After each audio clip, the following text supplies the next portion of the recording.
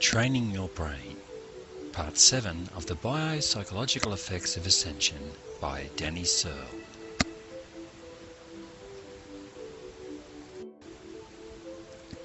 So what happens when the mind is entrained with a sound or vibration that reflects the thought patterns? When the mind responds to certain frequencies and behaves as a resonator, there is a harmonic frequency that the mind vibrates to and can attune to. So what does the study of harmonic resonance, sound or vibration have to do with the brain's frequency waves?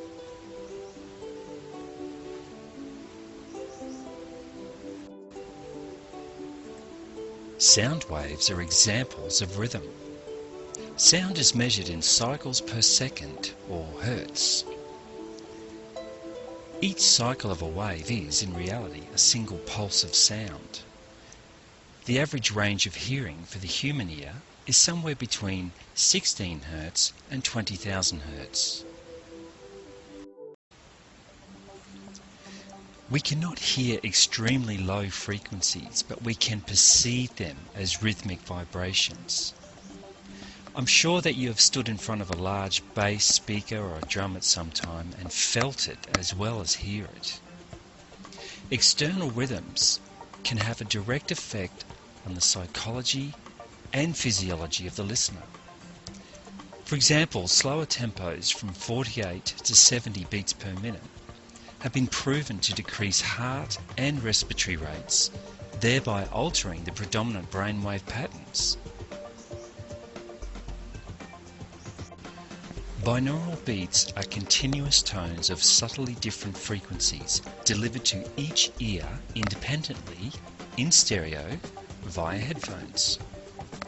If the left channel's pitch is 100 cycles per second and the right channel's pitch is 108 cycles per second, the difference between the two equals 8 cycles per second. When these sounds are combined, they produce a pulsing tone that waxes and wanes in a wah-wah rhythm.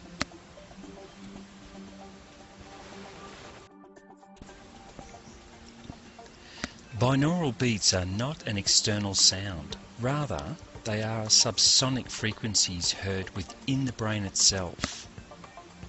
The brain waves respond to these oscillating tones by following them, or entrainment, and both hemispheres begin to work together. Communication between the two sides of the brain is associated with flashes of creativity, insight, and wisdom.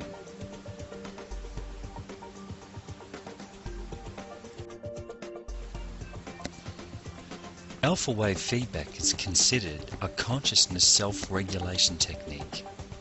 Through the self-regulation of specific rhythms, we can begin to control those aspects of consciousness associated with that rhythm.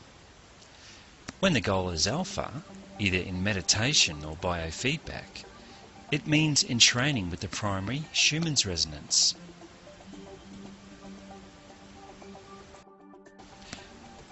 In other words, by listening to binaural beats in the frequency of alpha, we can begin to train our brains to resonate predominantly in that frequency. And as we have already learnt, that is the frequency of the Earth, Schumann's resonance.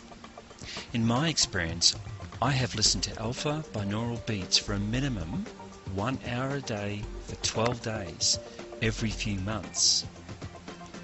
This literally resets my brain to start resonating with the latest Schumann's resonance frequency.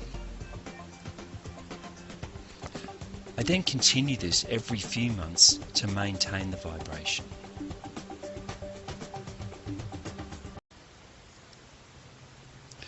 This is a binaural tone in the alpha wave frequency, just as an example of what it sounds like.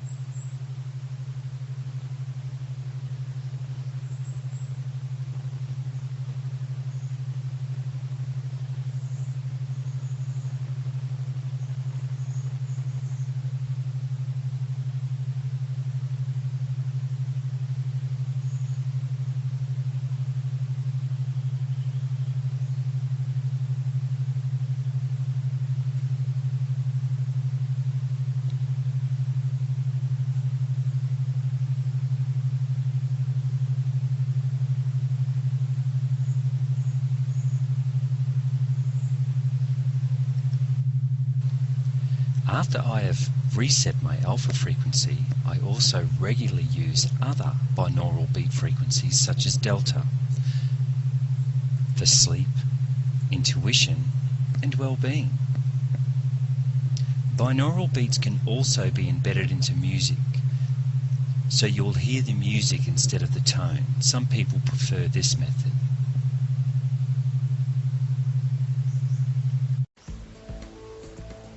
We are complex electrodynamic beings sensitive to natural and artificial electromagnetic fields. Schumann's frequencies coincide with human brain waves regulating homeostasis, healing, and PSI or ESP. There is a strong correlation between human behavioural disturbance and Schumann's resonance frequencies.